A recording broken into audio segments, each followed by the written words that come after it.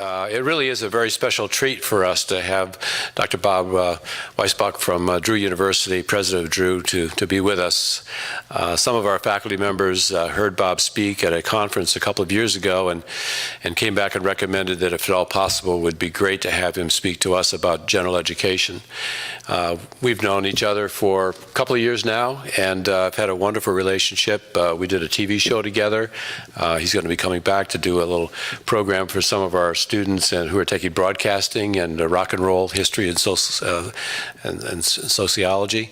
And so we're looking forward to that. But just a wonderful, wonderful man, a real scholar, and a real expert in this particular field. So we're delighted to have him here today. I'm going to introduce Dr. Smith, our Vice President of Academic Affairs, who will kind of set the context and give you Bob's formal introduction. So, Dwight?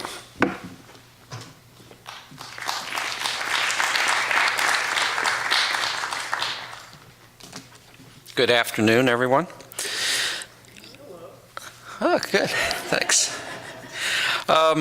It was a couple years ago, Professor Monahan and I believe Professor Murphy and Professor Kapika attended AAC&U conference, and of course they went, I believe it was in Chicago, and they came back and said, oh, you need to have the president of Drew University, which is about 10 miles from here, come and talk to us about general education, because he gave a wonderful presentation at the AAC&U, the Association of American College and University annual conference on general education.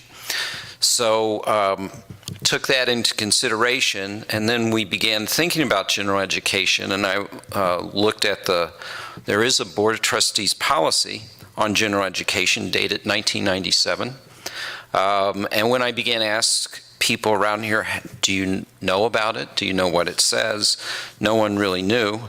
And so it seemed like a good opportunity for us to really examine what we mean for general education in the state of New Jersey in this new century for our students, and consider what we really want our students to be able to do, to think, and approach life when we grant them the degree at commencement. So I'm very privileged to introduce Robert Weisbuch, who was appointed Drew's 11th president in July 2005. He's a distinguished scholar of American literature. And President Weisbuch's vision for Drew involves redefining what a liberal arts education means and applying learning to the public good. He's undertaken the President Initiatives Fund at Drew University to support faculty research and develop and strengthen special academic programs and enhance student life. One thing that has been developed under the leadership of Dr. Eber and Dr. Day, I don't know if Bill is here, but we have, I think, created a pretty unique program in the country where through a PhD program offered at Drew, that those students in that program will gain the experience of teaching at a community college, and we're very pleased that they selected CCM as the college for them to learn.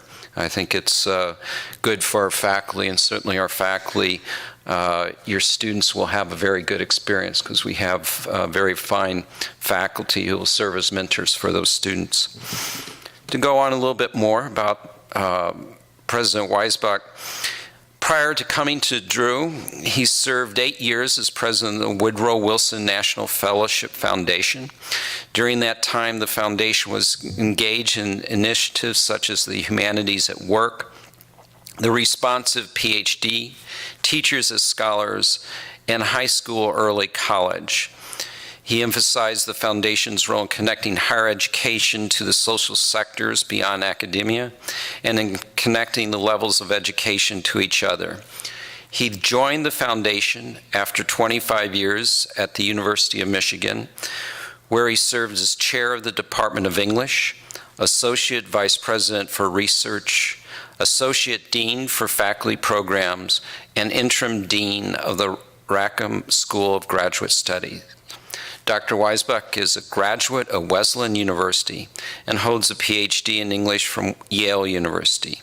He's received awards for both teaching and scholarship at Michigan, and is the author of books on Emily Dickinson and the stormy relations between British and American authors in the 19th century. I know he is working on a book about rock and roll history via radio. That's to be published soon. It's interesting that he does cite on the website his accomplishments as the father of Max, Sarah, and Michael.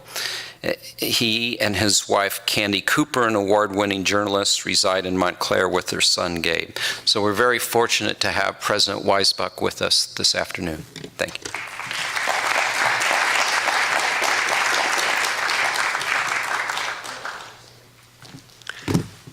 How are you all? Nice to be here. I want to propose a partnership between CCM and Drew today, a partnership toward a 21st century renaissance for the liberal arts. And I want to talk about general education as being at the center of that. About a decade ago, 10 years ago, I was flown into the California desert. The forest fires were smoking at that time to address the state's Association of Community College Teachers. To be honest with you, I didn't really know very much about two-year colleges then, which is why I panicked the night before I was to address the group, and not just because the air was smoky with the forest fires. I had brought along a talk about reviving the ideal of the liberal arts, and it suddenly occurred to me, and I'm ashamed to say this, suddenly occurred to me that I might be preaching not to the choir but to the Antichrist. I worried that the teachers gathered were primarily concerned with vocationally oriented or professional education. This is embarrassing, as I soon learned, for this was probably the most appreciative and engaged group of people to whom I've spoken ever. In California, and against the intention of nearly all of the community college faculty present, the way that I had stereotyped the colleges is in fact what had largely occurred against their will. And they, like me, were mad as hell. I still recall a terrific faculty member who taught aircraft repair and mechanics, saying to me after the talk, "In the better days, I provided knowledge of a specific set of skills while the students got a full-range education. Now I feel like the rest of the curriculum has been wiped out, and I am instead preparing the next generation of wage slaves." Another faculty member told me that a rapidly declining number of graduates in California were continuing on to the bachelor's degree, that the percentage had reached around 20%. The crisis of the liberal arts is, I think, often dramatized as centering on the traditional colleges, four-year colleges and universities, but if our community colleges speak most fully to the social future of America, I would argue that the crisis centers at this kind of institution, or at the least that it is a crisis your institution, which, as Ed knows, I love, and my institution, which frankly I love still more, that we share this crisis together, and that we need to work together to meet its challenges. So before I get to how I think we can create a triumph in our times for the liberal arts, let me sketch for you the problem on Drew's side of things. For you, it may be at times a tragically narrow view of educating toward the workforce. But I was flown to that meeting a decade ago by one of those higher ed associations that in fact no longer exist. Most of them are gone. The one that I led, Woodrow Wilson Foundation, is now centering on teacher training for K-12. And yet in the same period of time, I know of not a single association that gathers faculty members in a specific field that has lost its existence. And the very fact that the disciplinary associations persist while the cross-disciplinary ones fail is perhaps a symptom of the relegation of a general education to secondary status. The fundamental whole person education becomes whatever we can make of the departmental leftovers. So squeezed from the bottom by the requirement to teach the basic literacies which we once might have expected the college-bound student to have achieved in her or his pre-college years, and squeezed from the top by the emphasis on specialization, for specialization that we once reserved largely for the post-college graduate years, general education lives on in a painfully confined space. And yet every one of you, I expect, in this room has had their life lifted. Some of us would confess that we had our lives not only informed, but in fact perhaps made meaningful and saved by this very experience of learning across boundaries. So in speaking worriedly, I do not mean at all to be defeatist. Instead, I want to say we should stop bemoaning our fate. We should get off the floor and we should fight for this ideal as we would fight for a political goal, because it is deeper than any politics. I know that the fashion in talking about a liberal education, which of course does not mean the opposite of a conservative education, but an education befitting a free citizen, from Cicero. I know the fashion is to say that we should support an education in the arts and sciences because it enables our democratic republic by developing thoughtful and capable citizens. That's what our founding figures believed, and it's true enough. But I would reverse the argument to say we should support our form of government only so long as it enables that free adventure of thought that not only ennobles human existence but defines it as being in the world. We should seek nothing less than a 21st century Renaissance. Now, the New Jersey Transfer Act, which I have studied over the last few days, is at once a great opportunity for us to work together anew. It is also, with its myriad categories, a potential blocking force for engaging our students, because I think it wonderfully thought out, encourages, but it can sort of encourage students drearily to fill out their dance cards or their bingo cards, while forfeiting giving them any sense of why they're doing it, an underlying reason for a full impact education. How can we then follow Whitman's great command to unlock the locks and set open the doors? I want to suggest to you today 5 liberating acts to set free general education, and I'm going to begin with words and hopefully end with deeds. As a very much younger faculty member at the University of Michigan, I was given some responsibility for rethinking our gen ed requirements. And I recall walking across the quadrangle, which is in Ann Arbor called the Diag, with a jingle running through my brain.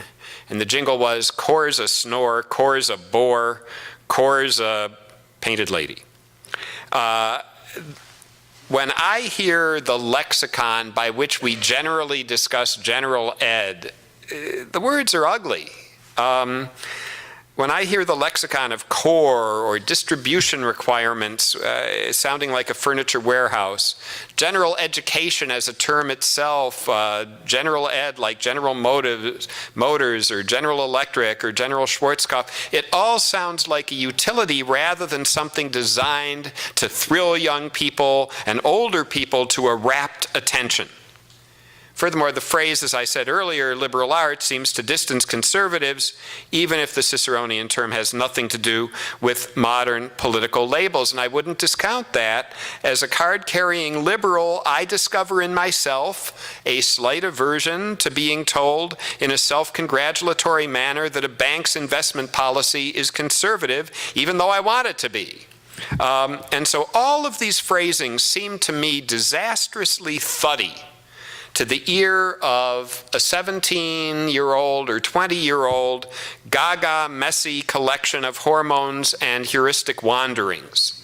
It even fails the interest test of someone as becalmed as myself. The first act of liberation, then, is to find a new lexicon for saying what this thing, this general ed, is. So, can we take all those categories that you must pay attention to? They are the same ones, essentially, that the four-year places soggily invent, which is why I guess transfer has them in the first place, and speak a little more fundamentally not only to our students but also to ourselves. I would simplify what we are after as truth and beauty, both of them empowered and empowering. In terms of truth, we insist as liberal educators upon seeking every possible perspective and seeing through the eyes of all others, including those whose views seem particularly alien and inimical to our own. This is how we earn our way to a conclusion. In an episode shortly after 9/11 in the TV show The West Wing, the president's young assistant is speaking to a group of visiting school children at the White House. And he says to them at one point, "You know how to defeat terrorism? Believe in more than one idea." In this regard, as Andy Delbanco has said, our job is to nurture an unfinished person who knows it, who knows that they are ever to be unfinished. Emily Dickinson tells us that the soul should always stand ajar. And there is a politics to that. As a speaker at an AACU conference said a few years ago, one of the first acts of any tyrannical political regime is to control or shut down the universities. So that's for truth. That we require of our students that rigor of mind that provides them with a multitude of perspectives before they earn their way to a conclusion of their own. As for beauty, that may be still more profound. I often tell my own children that when they say they're bored, and that in fact, while experience may look like an empty road, it has multitudes of manhole covers, and you lift one and you find, let's say, a whole world of gemology. You lift another, there's piano playing or even piano tuning. You sabermetrics and sabers, biomedical research, poetry and pottery. The number of worlds of compelling interest are not only many but always increasing, and this isn't just about roundedness, this is about astonishment. The child as father to the man, majoring in wonder, surprised by joy. Since I seem to be fixated in these phrases on Wordsworth, I'd ask you to recall his words of solace to his friend Coleridge. They're looking at the wreckage of their utopian hopes in the aftermath of the French Revolution. What we have loved, Wordsworth writes, says to Coleridge, what we have loved, others will love, and we will show them how. Well, this is not quite what Robert Hutchins wanted, the transmission of culture from one generation to another, so much as a kind of invitation to the sharing of epiphanies. But it is so difficult to find a single term to sum up this hoped-for education. And it matters, because if we had a name for the liberal arts that engaged students and grant makers, rather than baffled or vaguely repelled them, it would be of benefit. I'm not looking for a slogan. You can find many such on university websites, most of them pretty high on the UGG or IC scales. It is so difficult, in fact, that I am tempted to revert to a game I used to play with the child of two friends, where we would speak nonsense to each other. Clarbity sklau froop, I would ask Matthew, who might reply, glambel plek. So, sometimes I think we should just rename the liberal arts glambel plek, and because it has a ring. But I have a simpler idea. This arts and sciences thing at CCM and at Drew, how about we just call it college, and anything else isn't? The second difficulty is an illness of the spirit, I think, that infects those conversations on Gen Ed and its assessment. There is, to me, a slightly nasty Victorian ideal of duty, often invoked by sentences that begin, "Our students must know," or by anecdotes that all witness to the shocking ignorance of present-day students. These usher in those endless hours, those faculty disputes, the low horse trading, I'll allow you your physics requirement if you'll give me my history one, and so on. Recalling Hutchins again, no wonder he compared changing a curriculum to moving a boneyard. Well, I would like again to forward the notion of joy. and begin the conversation among faculty instead by asking how one's own self first got thrilled by sustained thought. Collect those experiences, and you might be on your way to a truly inviting liberal education experience for students. In fact, one of my own pet ideas at Drew has been for a set of required experiences that might be satisfied by internships or study abroad or moving beyond your own background, as well as by conventional courses. But more to the point, why do we all have to agree on that or on any one rubric? How do you get a faculty, 50 or 100 or 500 intellectuals trained to be skeptical and disputatious, to agree on anything worthwhile? Well, there's always fear and threat. But even then, what they agree on is highly unlikely to be bold and adventurous. And these are qualities that we most require for the renaissance of the liberal arts that we seek. I prefer instead the flower child notion of multiple bloomings. So this is my third idea for promoting our renaissance in what we now term Gen Ed. Allow excited groups of particular faculty members to carry out their crazy ideas. Let the great books people offer a trivium-like dollop of tradition. Allow the civic types to offer curriculum based on engagements and experiences. Let the graphers, named after my friend Jerry Graff, show their spots by exemplifying his idea of argument as a game with rules, methods that we need to make explicit. Let another group organize college by what Bob Connor, formerly head of the National Humanities Institute, formerly of Princeton University, what Bob has termed the big questions, the ones that the specific academic disciplines seem always to somehow evade or ignore. Perhaps let the students themselves nominate such a curriculum. Let yet another follow the urgings of such diverse educators as Louis Menand and Harold Shapiro to blend the liberal arts and professional education, and over time let assessment, the assessment of lived experiences of actually living students rather than prejudice and habit and presumption, decide the matter. Now, here's what I think is wrong with the notion that I just argued for. It is possible that most faculty members will not sign up with any team, but will remain unfree agents, enslaved to their particular interests and departments. The wrecks of most strong Gen Ed ideas occur on the shoals of unit self-interest. If we do whatever, how will that affect my department's faculty positions and still more the courses that I love to teach? And there's nothing unreasonable about such concerns.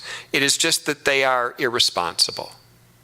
They are irresponsible if you truly put Gen Ed first, if you truly put the more totalizing experience as prior. And here, there just may be no substitute for courage unless it is guile.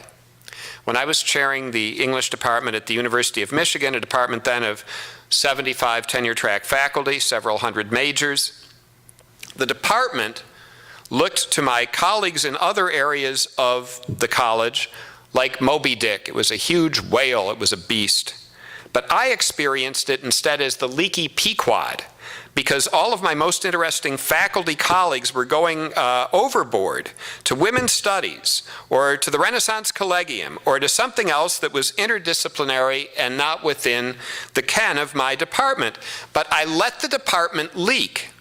So in just such a way, because our dean, Peter Steiner, let me know that if I wished to be selfish, it would backfire. I would actually lose positions if I kept saying, no, you can't go off and teach in women's studies, you have to do the English course. I would lose positions, and if I was generous, the result would turn out to be at least semi-selfish. I would get more positions.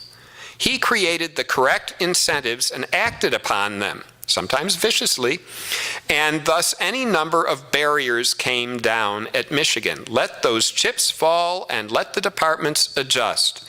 Without that, we are doomed to the disease of the intellectually or vocationally provisional.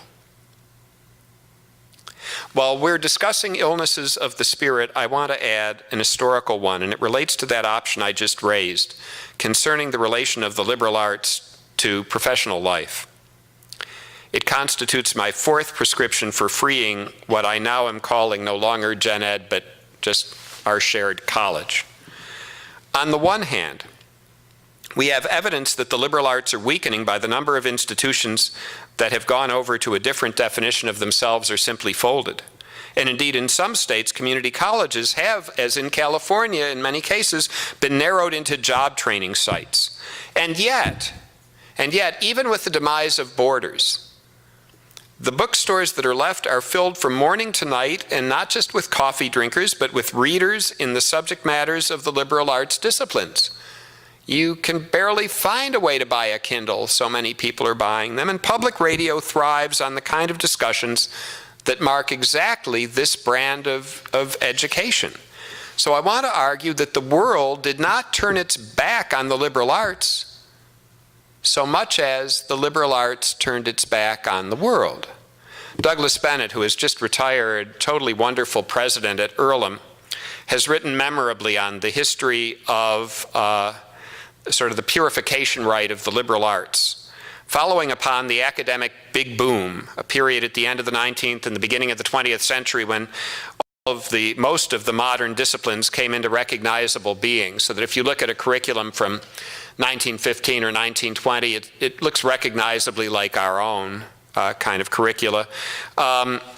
It's almost as though all these new disciplines created a kind of backward motion, a felt need for some kind of order, which then sponsored a definition of the liberal arts as largely theoretical and even opposed to the messiness of lived reality. Thus the notion of the campus as a modern pastoral retreat or island. Thus the expulsion from four-year colleges of business, law, education into the wilderness of the professional periphery. And Louis Menand, who is certainly no Philistine, argues that empowering our students by connecting the liberal arts to the practical arts may not dilute the arts and sciences so much as provide them with social sinew and muscle. Perhaps we owe it to our students to suggest more concretely and actively how their abilities are transferable into living careers. But more fundamentally, why cannot we reclaim these huge areas of human interest? For example, I'm not suggesting more courses in pre-law, but a liberal arts perspective on law, its aesthetic or its notions of logic and justice and so on. What if we defined the scope of general education of the liberal arts not in terms of appropriate or inappropriate subject matter, but in terms of a characteristic set of methods for approaching all phenomena? And this is where the enlightened community college might become the model for the four-year schools, or we might concoct a first-in-the-nation model of a partnership between our two schools, and I would really love to explore that. I believe the coming generation of the liberal arts is going to require theory into practice. Lee Shulman has written about this. He said, you know, without practice, you don't know what you know. A student will often say, gee, I thought I knew it. Practicing that thing tells the student what she knew and what, in fact, she didn't. Or she, might say, I thought I understood that. Now I find out that it's different. And practice allows for that. Or she might say, gee, I knew it once, but I forgot about it. You don't forget about it if you practice it. And so theory and practice, liberal education taken to the streets, is, I think, where the arts and science education is heading. And it is why our institutions have real cause to make common cause. You would think, I suppose, that the research university already should be that model without even having to try, but it's not so. A few years ago, I visited the college of a major research university. It was surrounded by an extraordinarily rich panoply of professional schools. Again and again, the deans of those schools told the visiting team of how they had offered collaborative ideas to the college, to the liberal arts college, and been rebuked. The college faculty had pictured itself as a fragile enclave to be protected at all costs from the invaders. I want to suggest that such a spirit, which I believe continues to be alive and well, is in another sense deadly and sickly. Again, we're not talking about diluting the arts and sciences, but extending them. But there's a larger challenge, and this is the fifth, promise it's the final liberation idea. And I'll call it College 101, and it means nothing more than insisting that as many faculty and staff as possible adapt an all-college perspective.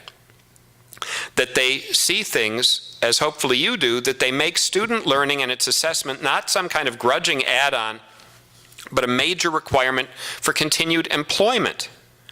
This requires reciprocity, of course, but I see a great deal more of catering to the small-minded than I do of requiring an expansion of perspective.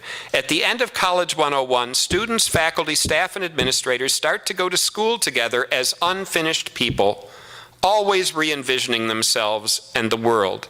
College 101 might even lead to what we really need most, and it is as difficult to describe as it is difficult to achieve, as it is, I think, profound in its rare achievement. So let me take a running start at this last moment of my talk. Disciplines organize knowledge. By their laws and perspectives, they also encourage and determine what gets discovered. They alter mysteriously. Sometimes disciplines alter suddenly, sometimes so gradually that we awake to a sociology that may seem a subcategory of literary theory or vice versa. I am utterly unprepared to discuss the value and the dangers of disciplines, except to say that I really like mine, which is American Lit, literary history and interpretation more largely. I like it very much, and I would never wish it away. But here I would draw a distinction between disciplines and academic departments which seem to me too often an unexamined and often awkward imitation of disciplines.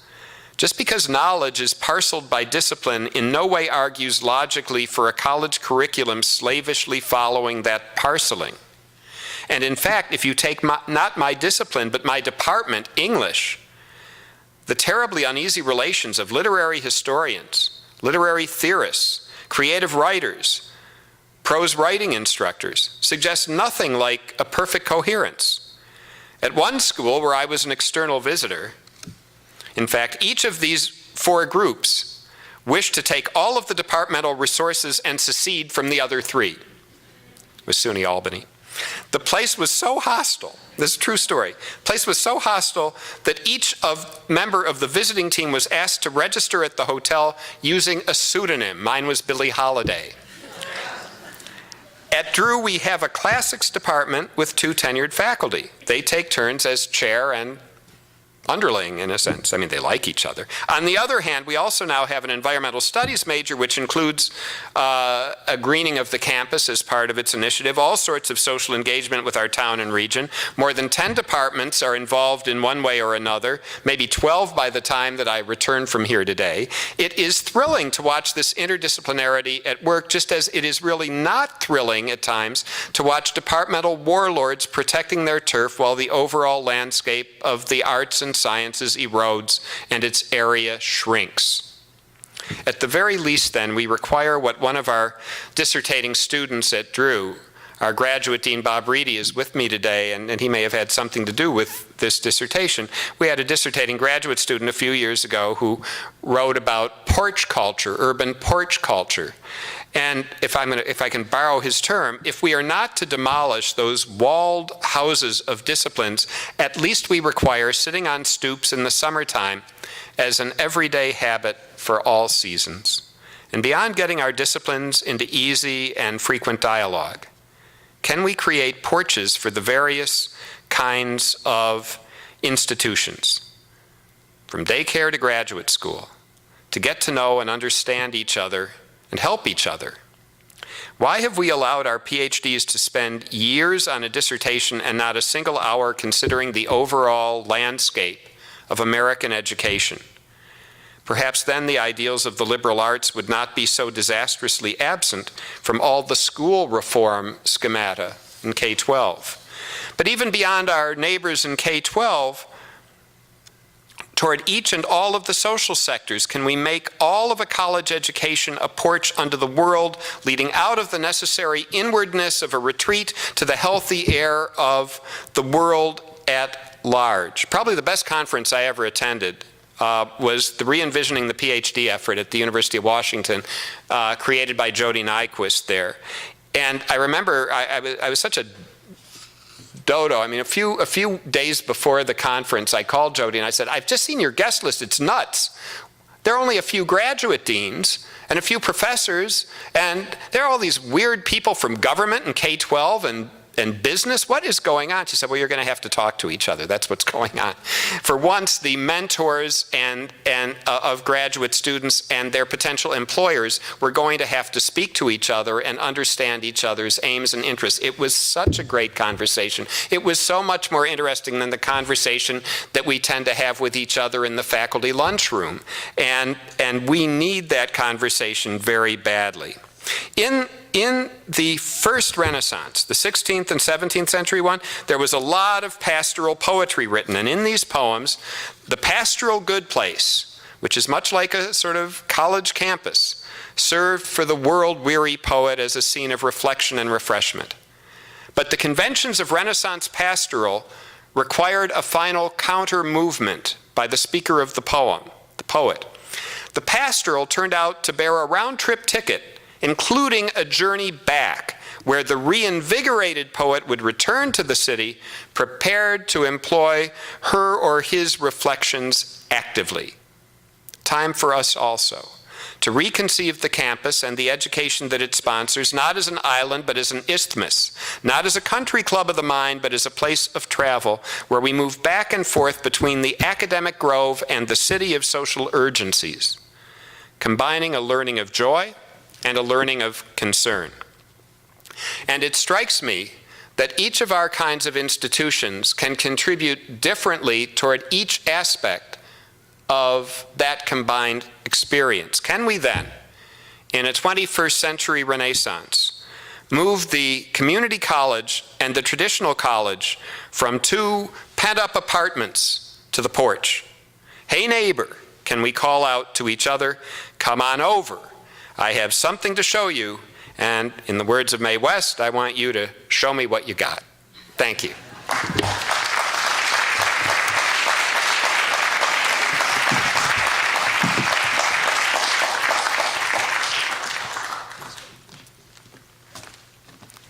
President Weisbuch is more than willing to answer any or respond to any questions you might have, so have at it. In answer to the first question, yes, the Tigers will beat the Yankees tonight. 26 years in Ann Arbor. Okay. As a pastoral poet, I have a problem with going back to the city where nobody will listen. And I wonder how we get that listening going on. How we get, I want to make sure I heard that because my hearing is poor. Listening to go on. I'm sorry? How do we get the listening to go on? How do we get the listening to go on from the city, you mean, to us? You know, my experience in civic education has been that once we make ourselves available, we are very welcomed. That I think it's the gratifying experience of a lot of faculty members who engage in civic education that they are more than welcome into the various social sectors. I think the real problem may be how we find ways to reward that kind of activity within the institution, how we determine when it's worthy and when it's, I mean, you can't really reward something unless you can evaluate it, and civic work is often difficult to evaluate. And I think there's a project called Imagining America that's based in Syracuse University that's trying to work out ways that we can credit to faculty members their work in extending the classroom into the city, in a sense, into social sectors, in practicing one's learning in various ways. And I know, by the way, that it's more obvious in the social sciences how to do this than it is, let's say, in the humanities or the sciences. But, you know, my experience also has been, so this is not really to answer your question, but to say that generally if you say to someone in almost any discipline, how might you extend what you've always done into a more community-based effort or into a more professionalizing effort? Well, the first response will often be, as a medievalist, darned if I know. After about 5 minutes, almost inevitably, the same person will say, oh, well, there is this thing I've always wanted to do. And so, you know, again, I think that our first action is to offer our expertise. And I think that, I mean, I'll be honest with you. When I was a faculty member at Michigan, if a graduate student, for instance, in English, told me that she was going to become a high school teacher, my attitude would be, what a waste of an investment we made on her. Now my feeling would be, that's fabulous. She's my hero. But I mean, I think we have our own attitudes, especially, you know, in some of the humanities disciplines probably, our own attitudes of various kinds of, I don't know whether we're frightened of the messiness of the world. I think I was when I entered into academia in some ways, or whether we're just, whether we want everyone to be exactly like us and lead our own lives. But I think a more worldly attitude is really the first move toward being listened to. I think people are happy to listen if they feel that you're speaking to them with respect and without condescension. And then you figure out something to do together. We have one of our projects at Drew this semester in our Civic Engagement Center is we have some bankers from Investors Bank and some of our students and faculty in economics working with lower middle and lower income families in Morris County on financial issues, family financial issues. And again, it just requires goodwill on both sides, the bankers and the teachers and students, to, you know, appreciate each other's kind of experience. Elitism kills that sort of thing off pretty quickly.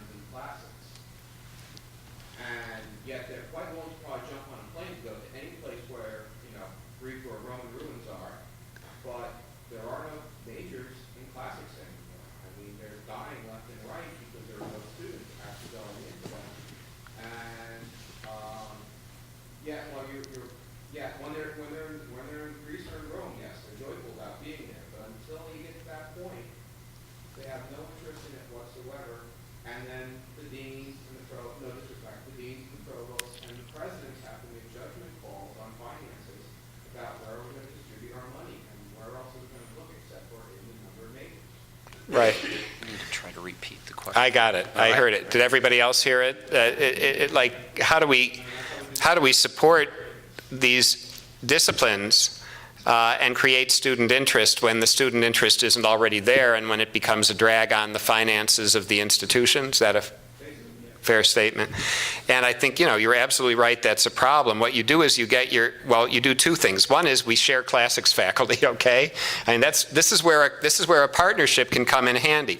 I'm dying to have media studies at Drew at some point. Our dean, Jonathan Levin, would love to have media studies. We'd love to come over and borrow your studio every once in a while. We'd like to offer you our classics department in the meantime, which could use a few more students. I mean, this is really where we can help each other in some of those low enrolling disciplines. Furthermore, though, I think, you know, I'm on the board at Skidmore College, and one of the things I really respect there is that they have a physics program, and like everybody else, they've got about 5 majors a year in physics.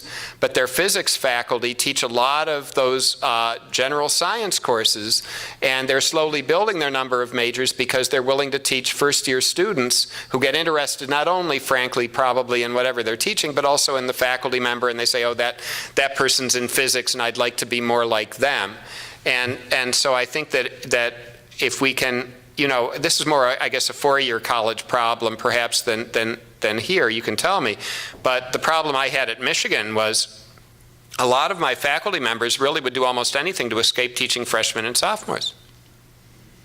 And, you know, not acceptable, not okay. That, you know, there are European universities where the most distinguished person in any academic department gets to teach the first year introduction to course because they are considered to be the most capable of letting students understand what this area of interest is all about. We need more of an ethic like that, I think.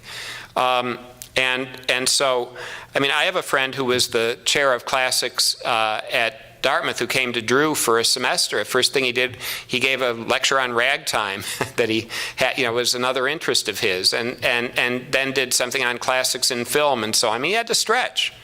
And just like many of our colleagues who teach in K-12 where you can't assume an interest, he had to think about, you know, how do I take the student from where they are in their natural, perhaps popular interest, and get them to care about what I care about? They're going to like it so much more once they do. And I think that's a challenge for us as educators. I mean, I am writing a book on Top 40 radio. And I used to follow radio as a kid the way other people followed sports or any other hobby, and I could tell you where every disc jockey in the 30 biggest cities worked and what their time shift was and so on. And I wrote an article for the Chronicle of Higher Ed last May about my favorite all-time disc jockey, who was actually one of the subjects of my book, Lee Baby Sims, who when I met him and I said, "It's a great honor to meet you, Mr. Sims," said, "Please call me Mr. Baby." And but I wanted to write about the fact that my interest in literature started with an interest in rock and roll radio disc jockeys and their rhyming and their love of language and the way they ad-libbed and everything. It wasn't a completely alien thing to go from that to the way John Milton's Paradise Lost feels in your mouth when you read it aloud. So I mean, sometimes you start with, you start where the student starts and try to, I think, connect that to the ultimately more rewarding thing that you want to interest them in. And I still love both, so I don't know about more rewarding, equally rewarding, let's say. I also found that Top 40 Radio helped me learn how to teach. You know, and so on. So I mean, I think we may, you know, in many cases as teachers, we begin with where our students are, and then we try to take them from there. And in classics, that's especially challenging. No, I don't want to gainsay anything you're saying. I think it's a special challenge. But we all know that there are great classics teachers all over the country who have full classrooms. And I think also you can ask your administrators, as dogged as we are by all of our budgetary problems, to keep some view of our values and of what we think is important. So I think it's a faculty administration partnership that's needed, where the administration says, okay, I know it's not making us money, but go ahead and do it, but will you please do it in such a way that instead of 3 students next year, you have 10? And then it's up to us as faculty to try to answer that requirement. Yes? I agree with almost everything except the DWIGHT items, but what I have to say is That's the worst. this idea of students being engaged. I think everybody in this room feels the same way. It's the joy of teaching when a mind is engaged. One of the greatest problems we face daily is that our students come to us, and they're not unique. They come to us with an inability to think critically. It's not just a source of frustration. I think for many of us, it's a source of genuine sorrow, because we know that there are things we give them that they simply don't know how to receive. I would suggest that reference a moment ago about the high school teacher, I think there needs to be additional attempts to engage our brethren in K through 12. They're locked into curricula they don't particularly support. They have to give standardized tests that do nothing more than have a student, you know, put a little black dot on a paper. There's not nearly enough time or effort or attention given to the fact that most students don't know how to think. when they get out of public school or perhaps even private school? What do we do? Because that's, again, that's the single greatest frustration. You could open 100 doors, but if a student doesn't know what he's looking at and doesn't know how to draw the inference, then basically the door could just as easily be locked. You know, you're absolutely right, and I mean, I don't have a solve-all to that issue, but I do know that, to use a fancy phrase, vertical integration of institutions. That is, that we all need to care about K-12. We all, and we need to not just care about it, but enact that care and work with our colleagues in the schools. And sometimes it's a matter of sharing curricula and so on.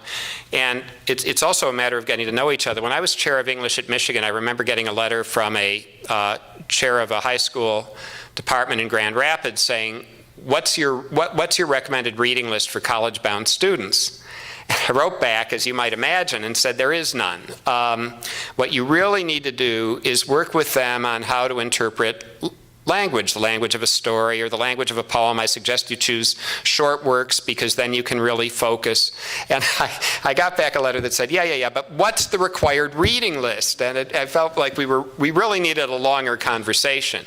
And I do think that, you know, as I see all the school reform issues, they tend to be dominated by policy folks, but I don't see educators in there exactly. I don't see the arts and sciences being promulgated. I don't see joy rather than testing being held up as a virtue. And, you know, it just seems like we are MIA in some way. And then when it comes, by the way, this is a side issue, but when it comes to diversity in faculty numbers, you know, we all know that the number of African American and Hispanic PhDs in the arts and sciences, including engineering, this year is going to be under 10%. The number of foreign-born PhDs at U.S. universities getting PhDs this year is 30%. So, I mean, there's nothing, I mean, I certainly welcome international students, but it's a little ridiculous that 3 times that number than our students of color who are going to very soon make up, you know, already make up a tremendous proportion of our population, well over 30%, are so underrepresented. But of course, and so all of the graduate schools, and often those of us in academia, we're always looking for the colleague of color. Well, you know, we're not looking in the right way. If we want to be more representative as a faculty, we have to worry about what's happening to our future faculty in 3rd grade, 5th grade, 8th grade, and 12th grade, because they're not going to get a PhD if they don't graduate from high school.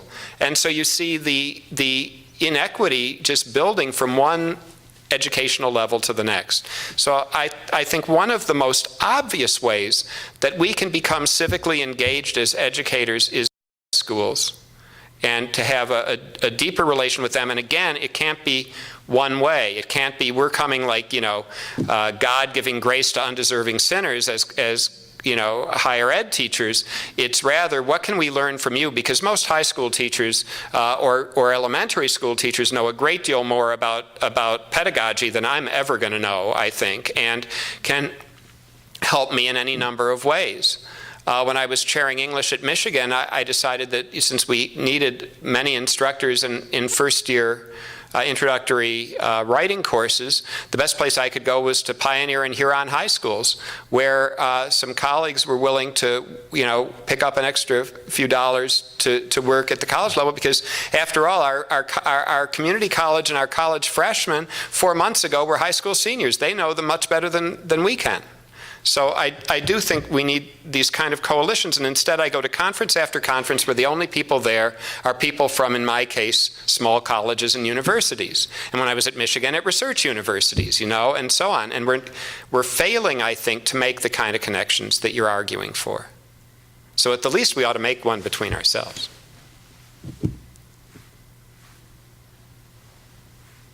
It is so much fun to be talking at another institution where I'm not responsible for anything. Sir. How have you created an environment or cross-pollination between departments at your school? And the second part of my question is, how would you propose to do that between our 2 schools?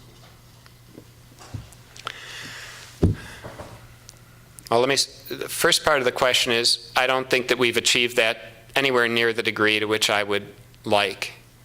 And I think the recession has held us back in ways from offering positive incentives for that. But I do think that it's happening in a way that I have no control over, which is great. I mean, that it's effortless, because a lot of our new programs at Drew, whether it's in environmental studies or the Master of Arts in Teaching, or whether it's, we have a public health minor now, are cross-disciplinary in their very nature.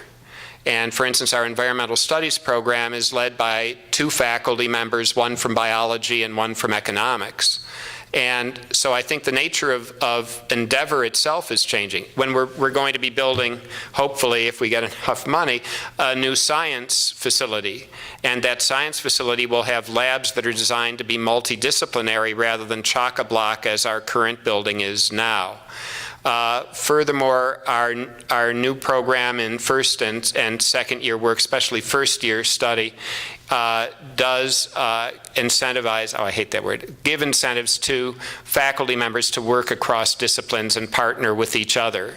And we have a common hour every week for all first year students where we gather them together on a matter of general interest or of cross-disciplinary interest. And so, I mean, I don't think we've knocked the ball out of the park in any way. And indeed, I'm even more aware at Drew than I was in my earlier life at Michigan, because sometimes the departments are so small that we really at some point need to rethink fundamentally whether we need each of these small departments or whether we can't start growing more of a circulatory system among them. I do think that my colleagues at Drew, unlike my colleagues at Michigan, are very anxious to teach first and second year students, that you don't have to sell them on the idea of going across the whole curriculum. But I don't, again, I think that incentive, what an administrator can do is provide a good incentive. In other words, if 2 faculty members are going to team teach a new course, and it is going to transgress the traditional boundaries, each of them should have that course count as a full course that they are teaching. I mean, that's the kind, it's simple, but it's harder to do a team teaching course than one that you do all by yourself. So I hope I'm not stumbling Ed into something terrible, but in any case, and again, easier to do when there's not a recession going on, but I do think that you have to you have to back up the ideal with an action. And so, again, I still wonder whether, I mean, Drew, Bob, I don't know how many undergraduate departments we have in the college, but 26. I wonder what it would look like if we had 5, and whether we would lose anything and gain a great deal. But I think it's very difficult to persuade people to do that. The disciplines... You don't want me to say that when we go back. No, shh. Oh, it's okay. But I mean, the disciplines have such prestige that the disciplines have such prestige, and Gen Ed, as we call it, so lacks that prestige that I think that's what we're up against. And it does mean that the administrator, if the faculty at least idealistically believes in it, and the administration idealistically believes in it, they may have to do business as unusual. And I do think incentives and reward is probably where one goes with that. I think we have time for one more question. Oh, he's getting me out of here. No. Oh, there was a second part to that question, if I can just please. very quickly, and that is, how can our 2 institutions work together? Well, we are talking at great length these days at Drew about how to be more transfer friendly, because we think we have a lousy reputation in that regard. And we're already talking about ways that we might give more, be more credit friendly in the spirit of New Jersey transfer and beyond. How we might, if indeed a student does need a course an extra course or two, we might be able to provide that without cost, and at their, as much at their convenience as possible so that they can graduate on time.